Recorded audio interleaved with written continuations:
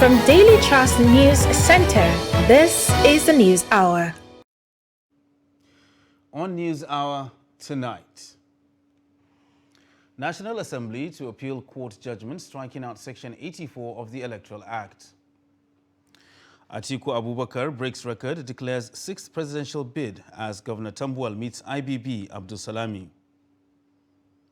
Bandits kill 3, abduct 16 in Taraba villages as 75 abducted victims regain freedom in Zamfara. And on the foreign scene, Ukraine agrees to deal with Russia to set up 9 humanitarian corridors. Hello and welcome to Trust TV News Hour. I am Ibrahim Yusuf. Now the news in full. The Nigerian Senate has resolved to appeal the recent judgment of the Federal High Court sitting in Umuahia, nullifying Section 84, subsection 12 of the newly amended Electoral Act 2022 as passed by the National Assembly. The resolution followed a motion titled Urgent Need to Appeal Judgment of the Federal High Court, Umuahia, of the Electoral Act 2022. The motion is sponsored by Senator George Thompson Sekibo, a PDP senator representing Rivers East, and co-sponsored by 77 other lawmakers. The report. Presenting the motion, Senator Sekibo, a member of the opposition People's Democratic Party (PDP) representing Rivers East, said letting the court judgment go without consent will become a precedent. He then urged the National Assembly to appeal the judgment of the Federal High Court, Abia, which nullifies Section 84, subsection 12 of the Electoral Act 2022 as amended after being established by the National Assembly. The Senate believes that the Senate of the Federal Republic of Nigeria should show concern on the judgment, especially when she was not given opportunity to represent herself in a matter such as this that emanates from her legitimate functions.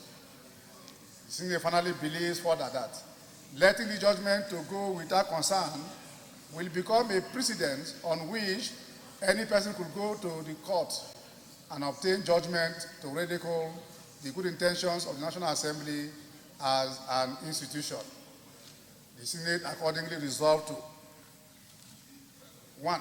Follow the appropriate channel and appeal the judgment in suit marked FAC/UM/CS/26/2022 for the court to set aside the judgment, as the judgment was reached without due consideration of the constitutional interpretation in Section 318 of the 1999 Constitution as amended.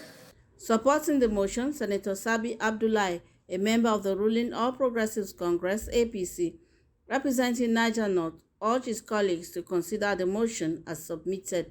Of course, in seconding this, Mr. President, distinguished colleagues, let me add that the content of the motion is straightforward, is clear enough, and the resolution sought is also clear enough.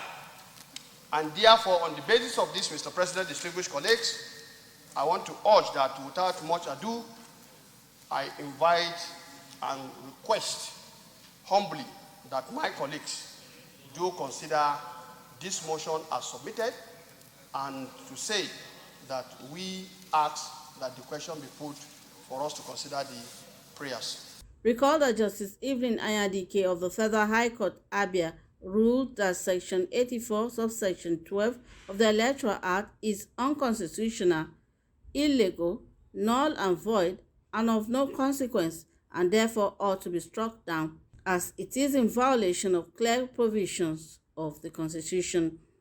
Consequently, the court ordered the Attorney General of the Federation to forthwith delete the contentious section from the body of the Electoral Act. The contentious section reads that no political appointee at any level shall be a voting delegate or be voted for at the convention or congress of any political party for the purpose of nomination of candidates for any election. Meanwhile, the House of Representatives on Wednesday moved a motion to appeal the court ruling on the Electoral Act, which states that no political appointee at any level shall be a voting delegate or be voted for at the convention or congress of any political party for the purpose of the nomination of candidates for any election. The lawmakers who took turns to speak on the motion moved by Representative Sada Soli also appealed to the Attorney General of the Federation, Abubakar Malami, to desist from implementing the court ruling until the matter is resolved. The House also unanimously moved in support of the motion to petition the National Judicial Council on the said matter. In his ruling, the Speaker of the House, Femi Gbajagbiamila, lamented that the National Assembly was not served as a party to the suit and will not allow the institution to be ridiculed under his watch. The Constitution was talking about employed public servant or civil servant in federal appointment or in civil or in state appointment. It did not in any way look at the political appointees and their future and their attempt to participate in the electoral process of this country.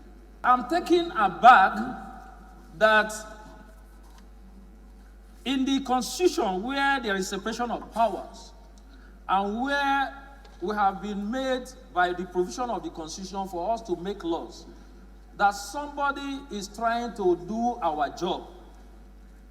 I had expected that whatever that the judiciary would do is to interpret, and in the course of interpretation, can still refer back to the National Assembly to say, please, do this.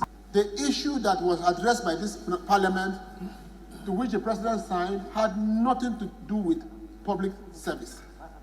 And that court misinterpreted that position. If they had included the National Assembly in that suit, National Assembly would have been able to bring clarity to the matter by pointing to them that the issue had nothing to do with public servants, but political appointees. The truth in this country, Mr. Speaker, is that we elect the president. He appoints his aides. Members of the National Assembly are also elected. We appoint our aides. You cannot expect our aides to begin to claim the same privileges as we have. So also should the aides of Mr. President not claim to want to have the same privileges that the president, who was actually elected, should have. There's no such provision in the Constitution of the land where statements or provisions of the laws are meant to address people who are appointed into political offices in this country. No such provision is meant. And what we're trying to do is simply to address that lacuna. I want to believe we should not allow the judiciary as an institution to not only unnecessarily indict this institution. The supposed plaintiff in this case had no injury that he has sustained in the matter. Unless I'm wrong, I don't know him to be a political appointee that was affected by the law. He was really nothing more than a meddlesome interloper. The pulpit here, like they say, appeal to the Attorney General to tarry and not usurp or go into the functions, legitimate constitutional functions of the National Assembly, because apparently he intends to carry out the order of the court. I will appeal from here that the Attorney General should stop and desist for now. Meanwhile, Chairman of the Independent National Electoral Commission, INEC, Mahmoud Yakubu, says regulations and guidelines for the 2023 general elections will be ready 10 months before the election. This is contained in an INEC Daily Bulletin issued on Tuesday, following a hint by the INEC boss when he received a delegation from the John and Catherine MacArthur Foundation in Abuja. The INEC chairman recalled that in 2019, the commission faced the challenge of time constraint due to the uncertainty that trailed the electoral legal framework, which resulted in the commission signing off on the regulations and guidelines on January 19, 2019, a few weeks to the election. Yakubu added that INEC had virtually finished the processes. And still talking politics, former Vice President Atiku Abubakar on Wednesday declared to run for the office of the president on the platform of the People's Democratic Party, PDP. He unveiled a policy document to change the narrative of bad governance in the country. The second runner-up in the 2019 presidential election also told the gathering of supporters and loyalists that the 2023 contest is a referendum for Nigerians to choose between greatness and what he called continuous destruction. Trust TV's Shafiu Suleiman now reports. As he declares for the sixth term to contest for the presidency, Atiku Abubakar says his persistent push for the #1 political seat is propelled by the spirit of the Nigerian dream. Who could have ever imagined an 11-year-old village orphan who had to rear other people's cattle to raise money to feed his family would have the opportunity to go to school for free, raise through the cadre of a decent profession, establish successful businesses, and become the vice president of this great country.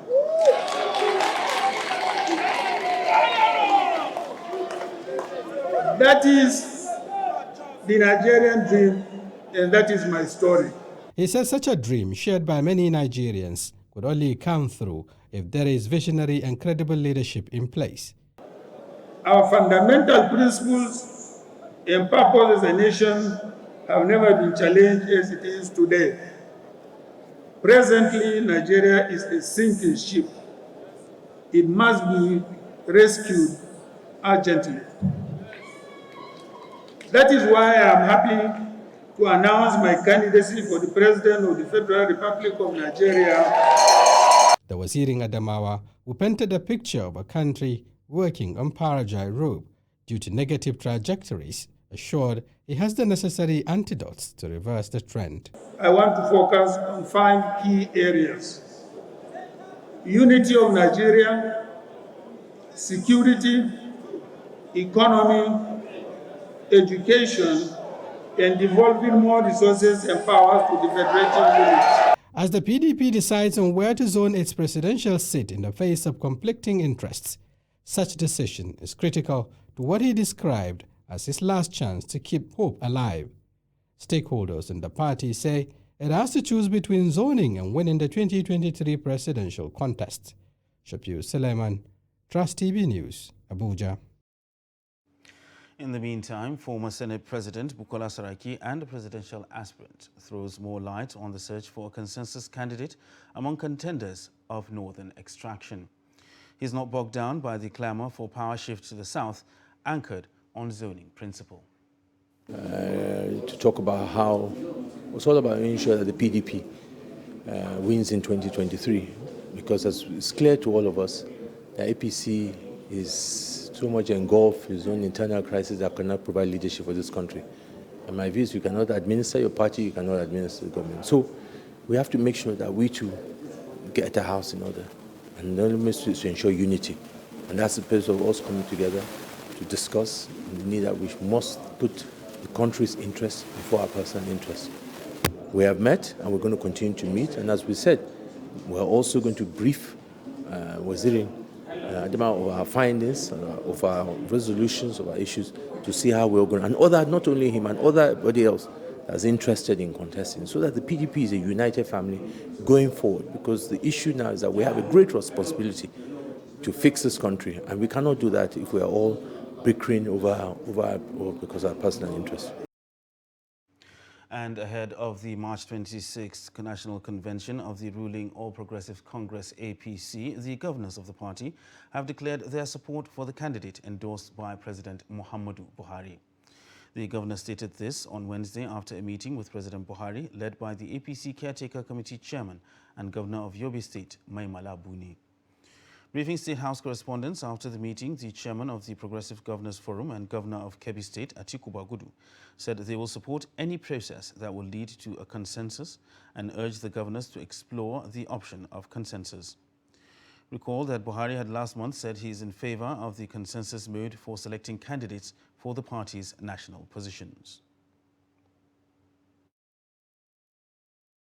Today, members of the Progressive Governors Forum were hosted by Mr. President at a meeting to discuss what the governors have been doing in preparation for the March 22nd National Convention. Some of you may recall that last week there was a letter that was widely circulated in the media addressed to me as the chairman of the Progressive Governors Forum and copied to a number of others, including the chairman of the Caretaker Committee, the acting chairman of the Caretaker Committee, and indeed the Secretary to the Government of the Federation. So that letter led to a series of actions, including meetings between the Secretary to the Government of the Federation, Chairman of the National Caretaker Committee, Acting Chairman, Governor Abu Bello of Niger State as he was then, and myself, where we all restated our commitment to working together to ensure that the convention takes place on March 22nd, 2022. And then we agreed to support all the decisions that were taken by the Caretaker Committee, both acting as a working committee and acting with the donated powers given to it by the National Executive Committee. And indeed, the chairman of the Caretaker, upon his return, also appreciated what the Caretaker Committee did and the decisions that were taken in his absence. Today, we all briefed Mr. President on that. Of course, included on that is the issue of distributing of political party offices to the respective zones and our support for Mr. President's endorsement of the candidate for the national chairman of the party. And the various zones, geopolitical zones, took turn to brief Mr. President on what they have been doing to generate consensus in the respective zones amongst the National Working Committee and zonal party positions that have been allocated, either allocated to the zones or which the zones are entitled to. Most of the zones have been allocated National Working Committee positions that are fewer than the number of states, but however, there are zonal executive committees. And still talking politics, Sokoto State Governor Aminu Waziri Tambuwal and a presidential aspirant in the PDP meets former military president Ibrahim Babangida and former head of state Abdulsalami Abubakar in Minna. The meetings with the two former military leaders lasted for several hours behind closed doors. Addressing the media after the meeting, Governor Tambuwal said he visited the residences of the former leaders to seek their blessing as one of the PDP presidential aspirants in the 2023 elections. He said discussions were on between him, former Senate President Bukola Saraki, and Governor Bala Muhammad of Bauchi State to arrive at a consensus and work as a team.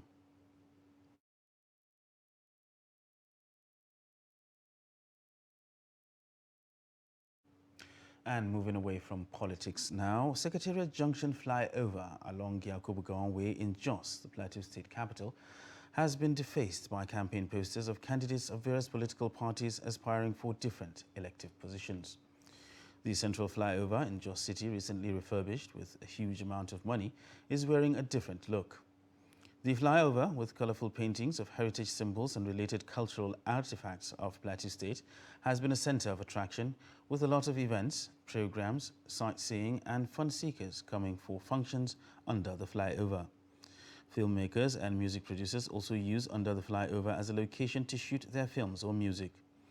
But with the approach of the 2023 elections and campaigns set to begin, the flyover has been defaced with the indiscriminate posting of aspirants' posters, thereby making the earlier beautiful paintings on the flyover to lose their glamour and unique aesthetics.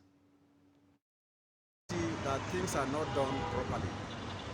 You have a place that money was spent, to put it in order to beautify it, but all of a sudden, this particular place has been flooded with campaign posters.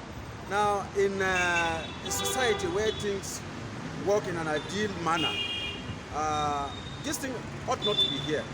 We have authorities that are saddled with the responsibility of keeping the town clean and to go around to see, if the effort made by government to beautify certain places have been tampered with. And so here in Plateau, we have the GMDB, which has the responsibility of keeping just clean. You may be tempted to ask the question, where is this agency of government? That everywhere you go, apart from this place, you see a lot of places being littered with campaign posters. Now, ideally, when you want to place a campaign poster, that should be a commercial, activity.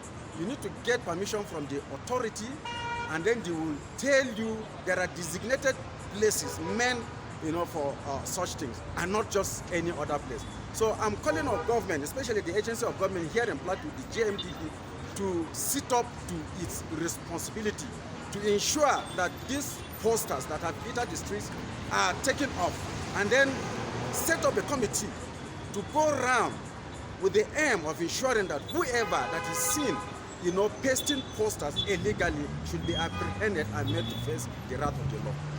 This beautiful place that was beautified with, the beauty of Plateau, but because of these posters and all what these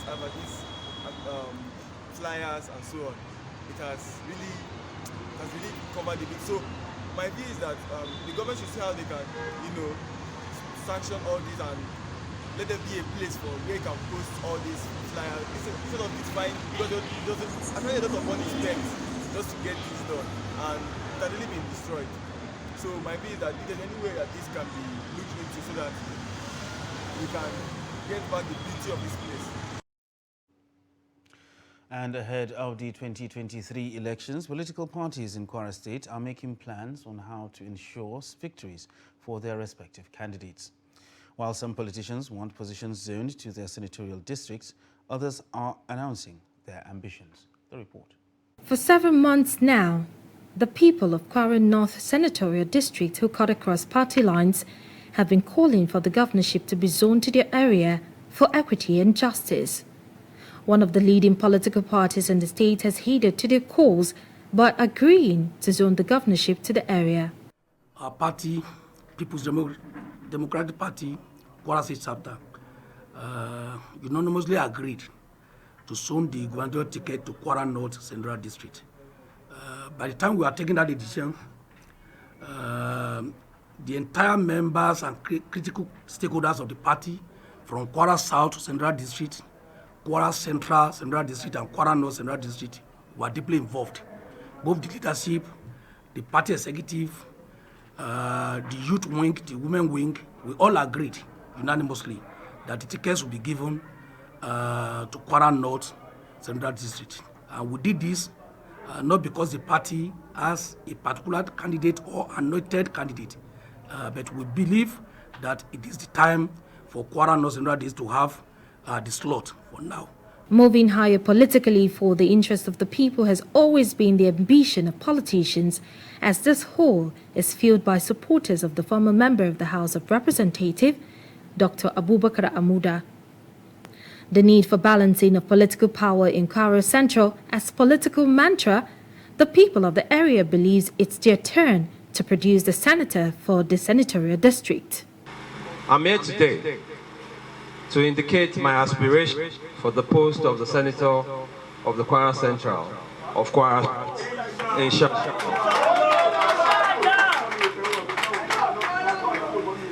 As somebody who has had the privilege of public service and who has also had the privilege of being in the Green Chamber of the National Assembly, I'm leveraging on that experience of representing you in the House of Representatives. I'm seeking to occupy the seat of the senator of the Kwara Central Senatorial District, inshallah. The ruling All Progressives Congress in the state is also not taking things low, as it inaugurates the state executives of the party, with the chairman urging and pleading with aggrieved members to sheath their swords and continue to work for the progress of the party as the general elections approaches. We have cried and laughed together on different occasions, and we continue to push forward. One thing I've learned in our journey to liberation is that the journey of this nature, involving huge numbers of people and managing diverse interests and expectations, patience is an inevitable ingredient. Life is not static. We will disagree and agree. We will fight and mend fences, sometimes spit in respective faces, then help each other clean it up. That is the nature of human interactions. 2 aspirants have come out from the same party, and people are watching to know if others will toe the same line or will limit the contest to just 2. Please, the management of this all. His Excellency Gómìnà láti dé. Ẹ̀kọ́ ìlànà gómìnà tí ń bọ̀ ẹjọ́ kúrò lọ́nà. And firefighters struggled to put out a fire outbreak under the Kwara Bridge in Lagos. Eyewitnesses said the fire began in the early hours of Wednesday at the popular Opomo market under the bridge. Kwara Bridge has been cordoned off to motorists as the fire rages on. Some number of fire trucks have raced to the location with firemen scrambling to put out the fire. A popular shopping area is worth billions of naira and the stalls are densely packed together. Emergency workers, led by the National Emergency Management Agency Zonal Coordinator Ibrahim Farinloye, said an integrity test will be carried out to determine the extent of damage on the bridge. He said the bridge will be closed to motorists for a period of time. Policemen are deployed to the area to manage the situation. Meanwhile, the federal government has given occupants of spaces under bridges across Lagos State 7 days to vacate or face the law. Be done, integrity test will be done on the bridge. Definitely, this bridge has to be closed down for a specific number of time that the Federal Ministry of Works will determine. The extent of damage cannot be assessed now. The Federal Ministry of Work will have to carry out integrity tests, and the integrity test will determine how long that the bridge will be closed down. As at now, as at the time we received the distress alert to this time, no report of casualty.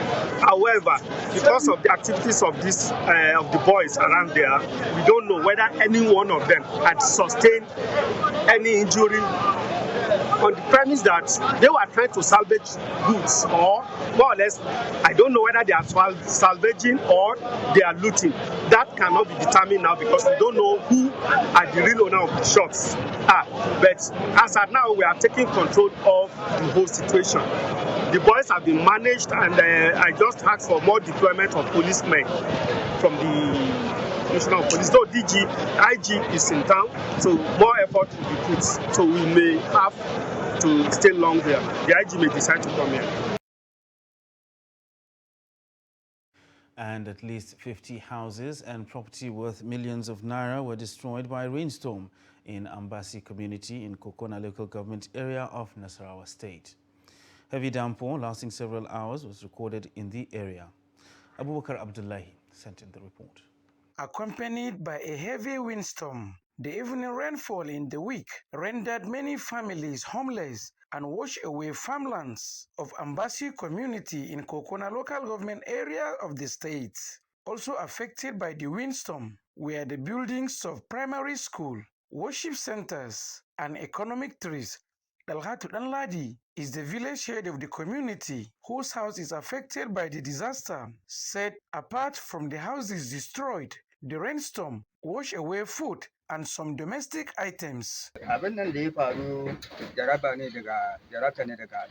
The incident is a natural disaster from God. Yesterday, after Maghrib prayer, there was rainfall with heavy storm. In the over 100 years history of this village, we have never experienced heavy rainfall like this. Everybody is affected by the destruction.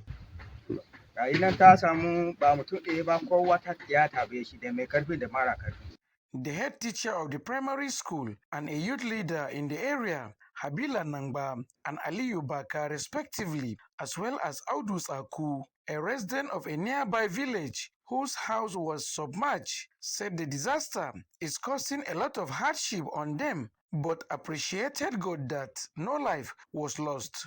It was yesterday the rain. It's unfortunate that it has destroyed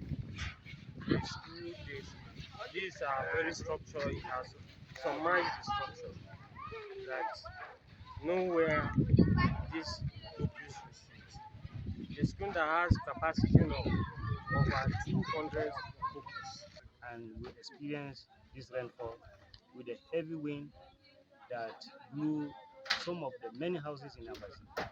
And in fact, we have not even experienced this kind of heavy rain in our life. And it was very devastated. In fact, it's a kind of a catastrophe that entered our community. It affects people's lives seriously in the sense that where to sleep now, some of our people doesn't have where to sleep. So it means when for now, if you do not have house to sleep, you know what it takes. So it's a kind of a serious problem. We are really touched, though there was no injury or loss of life, but it is a huge loss. Okay. They call on government to assist them in order to enable them to rebuild the destroyed structures. We are appealing to government to look into our plight to assist us. We are praying as we are appealing, government will come to our aid. Therefore, we in serious need of a very meaningful individual and very concerned people, unlike government, in various levels, so that they should come into our aid and help our people so that we should have a way of repairing the house so that they should have a normal life. Government should make effort to assist us. Kokona local government chairman Awolo Adamu, while reacting to the development, said the news of the incident came to him with shock, promising to report the incident to the appropriate authority for prompt action and appeal to the community to be calm.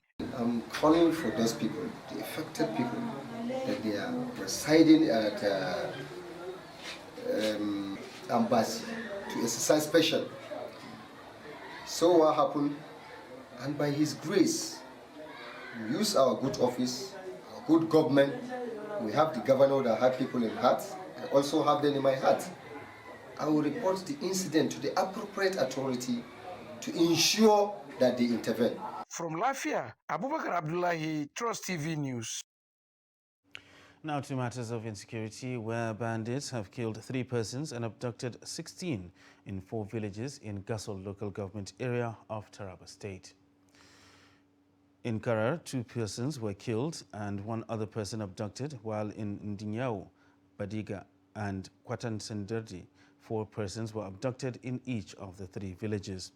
According to reports, the bandits were alleged to have crossed from Plateau State, where they were chased by a combined team of soldiers and police to set up camp at Hirmoy and Shoful forests in Gasol area.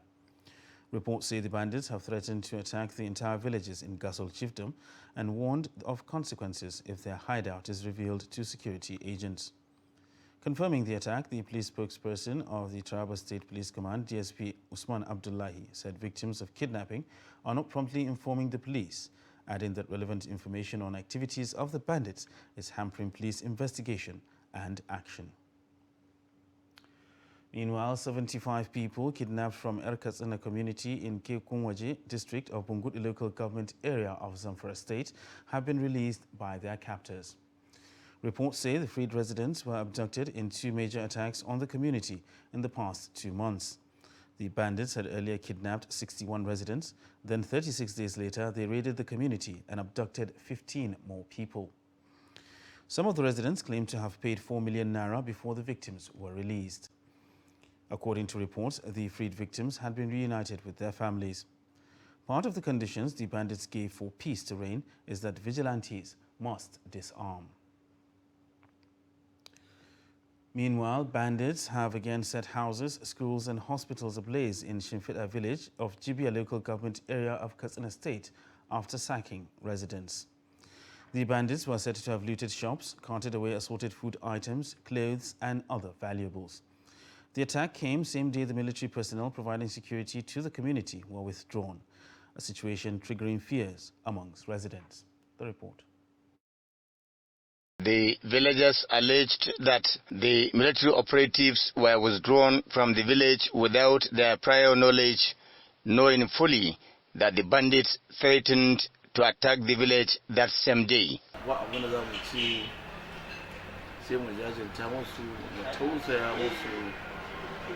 You see, the action of military personnel in Shimfida village was a deliberate attempt to destroy the area. These people were not informed about the withdrawal of the military personnel, and suddenly military were withdrawn, and bandits attacked the village, burnt almost everything, both government institutions and so on and so forth. So it was deliberate. You see, what really happened, when we saw a military van coming into the village, we asked the personnel there what is exactly happening. They said there's nothing. Well, we have seen several bandits surrounding our village, so we're expecting something very strange, and that was exactly what happened. They started packing their goods, and then much later we were attacked by the bandits. We have to leave, and we fled to Jibia.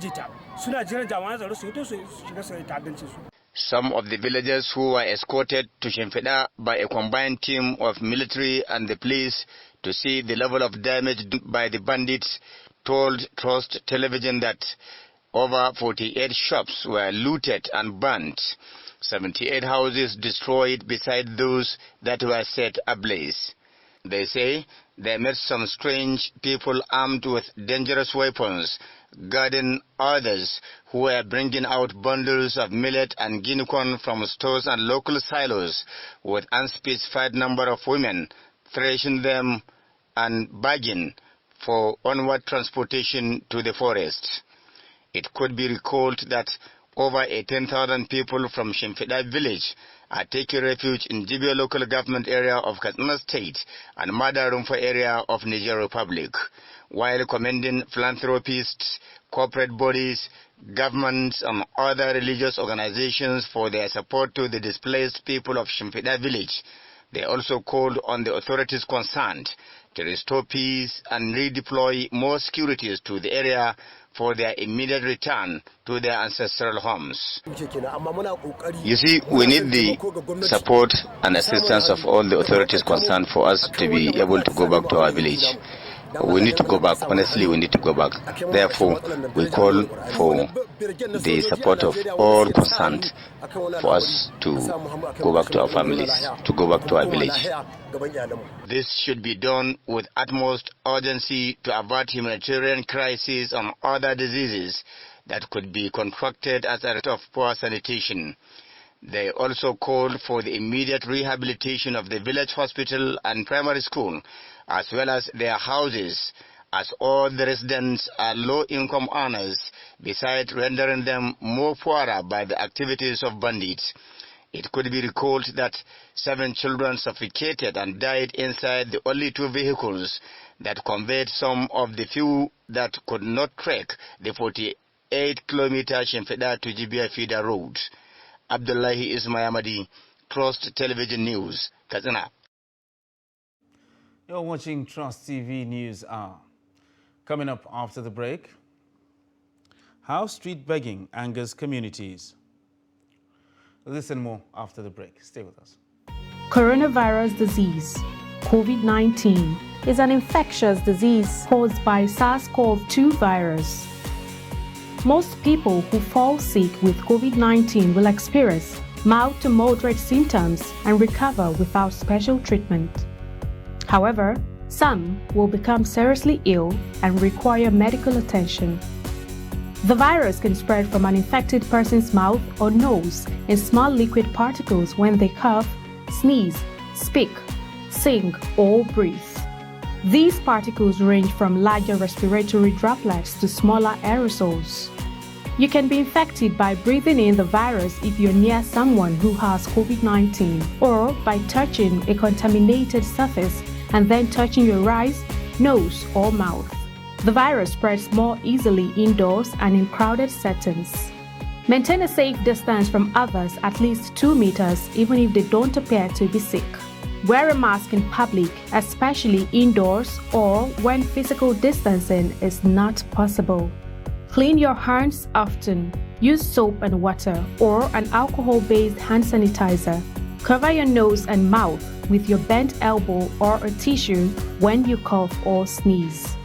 Stay home if you feel unwell. Get vaccinated. Properly fitted masks can help prevent the spread of the virus from the person wearing the mask to others.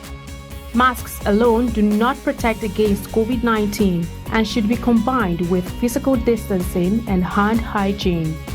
Protect yourself and others around you by knowing the facts and taking appropriate precautions. Follow advice provided by your local health authority. This message is brought to you by Trust TV.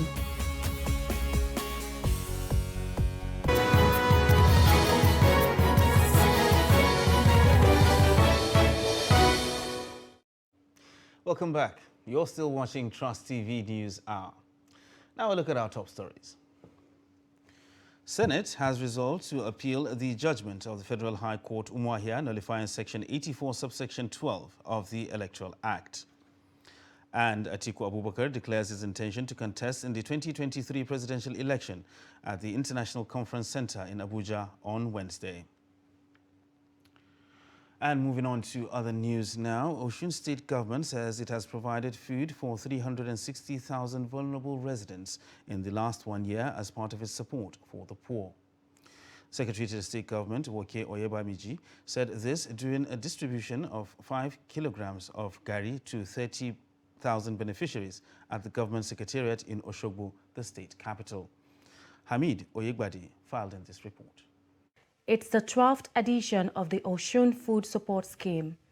13,000 vulnerable residents receive food from the state government every month. Secretary to the State Government, Woke Oyebamiji, said the acceptance and feedback from beneficiaries has been unimaginable.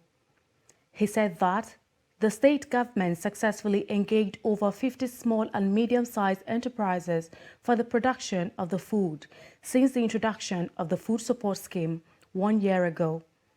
Oyebamiji said the positive impact of the scheme on the economy of the state cannot be overemphasized, as it had helped to stimulate the economy through the promotion of local production, encouraging local entrepreneurs, and by extension, alleviation of poverty and hunger. Exactly a year ago, many of our people are skeptical that can they last for 3 months? And Mr. Governor did promise on that day that as long as he remains the governor of the state of Osun, he will continue to feed 30,000 people on a monthly basis. He promised, and to the glory of God, today is the 12th edition, so we are marking the first anniversary, and we are very happy to mark this first anniversary. Consequently, we decided that we should use gari, as we did last month, to encourage local production and local entrepreneurs. When we are talking about agriculture, when they produce and there's nowhere to sell, we will not assist the economy of the state. So I'm sure our cassava farmers today are happier than they were 5 months ago. While speaking, the Commissioner for Special Duties and Regional Integration, Olaleko Badmus, said the initiative has multiplier effects on over 1 million people, constituting various households that had benefited in one way or the other since the inception of the program last year. My name is Olaleko Badmus. I am the Commissioner for Regional Integration and Special Duties in the state of Osun. The Osun Food Support Scheme, it has been a scheme that happened since the last 1 year, wherein we have been sharing 30,000 food items on a monthly basis to vulnerable households in the state of Osun. This program has been very, very impactful in the sense that apart from the beneficiaries benefiting from me, the suppliers have also benefited a lot from the scheme, which are the SMEs. The SMEs have been able to grow their business, they've also been able to expand their business, and they've also been able to get more customer base based on this scheme. Because by the time we share out their goods, the people call them back to actually place orders also from them. So this is the feedback we have been getting from them. Whereas we also have been getting feedback from the people also receiving the goods. The quality of the gari that we have also been sharing have also been acceptable based on the feedback, and which people really, really appreciate. So I would say that apart from the beneficiaries, which I would give as a rough estimate of around 1 million beneficiaries that have received the goods now, I would also say that the vendors have also benefited also in terms of supplying, whereas the funds used for this has also been circulated in the state of Osun. And growing population of beggars on major roads and streets in Benin City is a source of worry for the Hausa community in Edo State. Nafisa Bello, who speaks and sought the views of various leaders of the Hausa community in the state on the issue, reports that they simply describe the menace as worrisome and degrading. The report. Driving through Akpakpava Road, Mission Road and other major streets, it was observed that beggars have taken over strategic parts of the metropolis. And on sighting the news crew, some of the beggars either took to their heels or turned the other way, while others became aggressive.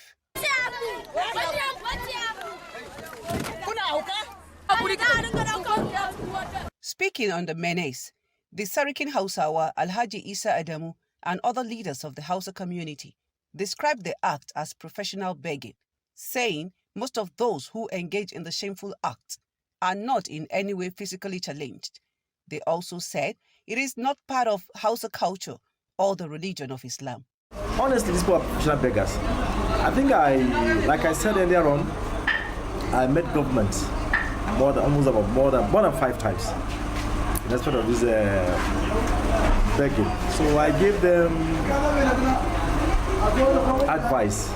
We are waiting for the government to act upon it. This issue, we are so worried that everybody with the Northerners, we are so disturbed. Because these people, definitely, as we say, a very large number of them constitute from the area. As we all know, Islamically, begging is not encouraged. There's nowhere in Islam or your Quran, the Holy Quran, say they should encourage begging. Definitely, we are not happy about it. And as we said, we have been taking so many measures to see that this thing has come to the end. And another thing, like even the useless ones among the outside, the youth, if you go there now, you see them there. They're even part of the bad ones now. So many crime is actually going on. That's why it's disturbing us. The way we are hearing it outside is that it is our wish that we allow them to come here and be doing all this begging. Not only begging. When you go to like Mission Road, they are constituting users. Those criminals, they come and hide under the umbrella of those women and children and the beggars, committing havoc. On how to curb the situation, they were unanimous in their call for government intervention and support. As they say, they cannot do it alone. We cannot do anything without the involvement of the government. Nothing we can do without the involvement of the government. Government have to be involved. If we want to stop this thing, I believe the government needs to establish, since there is a law banning begging, they should establish something like a mobile court. When those who try to make them understand and go back or do something better for a living refuse to do that, then you take them to the mobile court and charge them to court. Well, if the government want to, equip those people to go to their various states, politicians, some of the politicians are going to, intervene, that the government, maybe opposition party, may try to say that, call the northern leaders that they are driving your people from Benin. No, we are aware, we the Hausa community, it is for our consent that we are trying to equip those people to go to their various states. It is the hope of all that the state government will, as a matter of urgency, proffer solution by putting necessary measures in place to checkmate the influx of those who engage in professional begging into the state, as well as prevent them from coming back, as they always return in larger numbers after a period of time. Nafisa Bello, Trust TV News, Benin. Federal government has continued its meeting with the leadership of the Academic Staff Union of Polytechnics and the Senior Staff Association of Nigerian Polytechnics to renegotiate its 2010 and 2017 agreements. Speaking on behalf of the government, the chairman of the renegotiation committee, Wazir Bulama, explains that the committee had observed that most of the demands and issues raised by the union are similar, adding that the government is ready to play its part towards ensuring that all of the issues raised are resolved.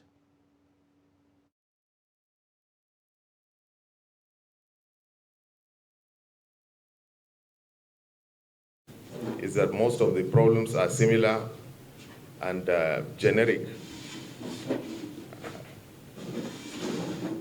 And the government is ready to look into these issues seriously with a view to collectively finding solutions to the problems afflicting this sector. There are problems relating to infrastructure. There are problems relating to staff issues, and there are, of course, many other issues relating to policy that need reforms. Each of the sectors, each of the unions, they all have their issues.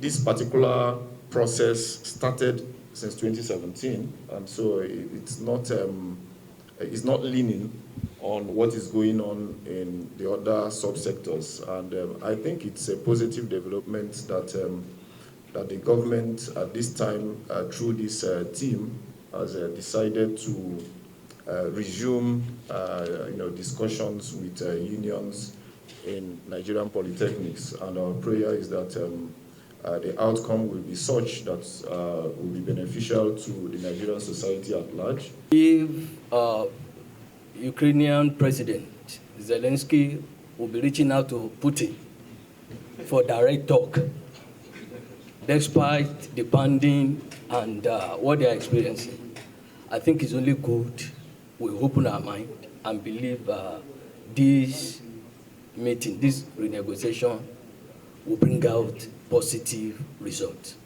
And having said that, we want to seize this opportunity to appeal to many Nigerians to help impress it and influence the president, the father of the nation, to please append his signature, give his assent to the bill, the dichotomy, abrogation of dichotomy bill, recently passed by the National Assembly.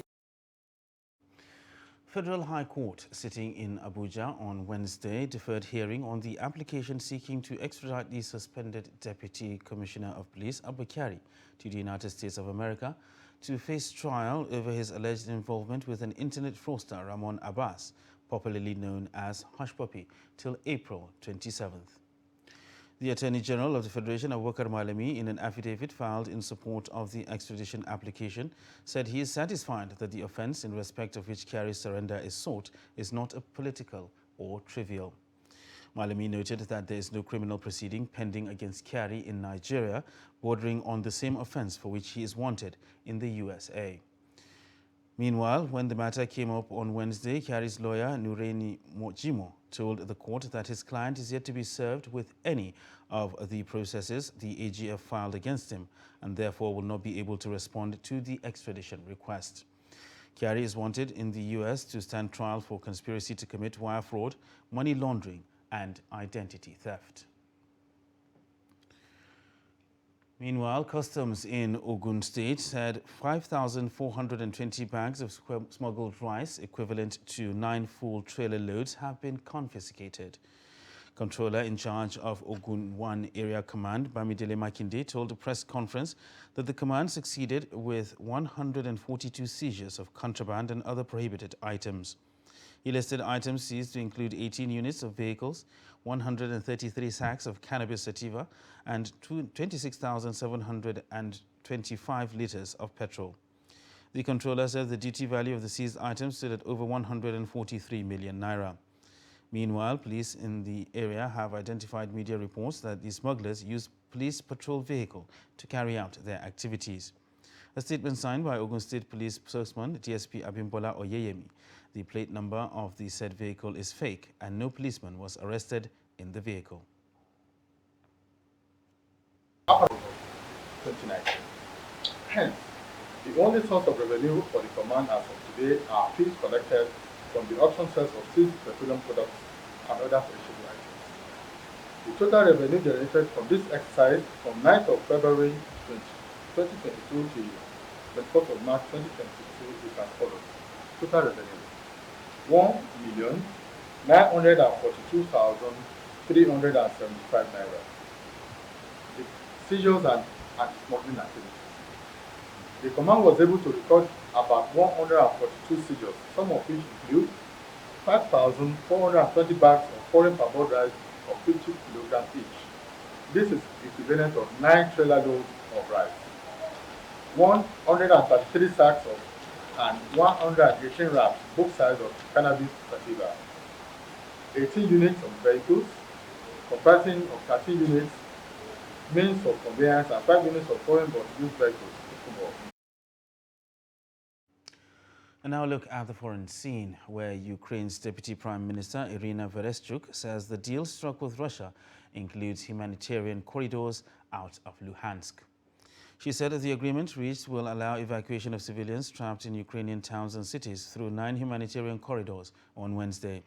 The agreement does not cover the besieged southeastern port city of Mariupol, but includes routes out of Luhansk, where a ceasefire has been announced.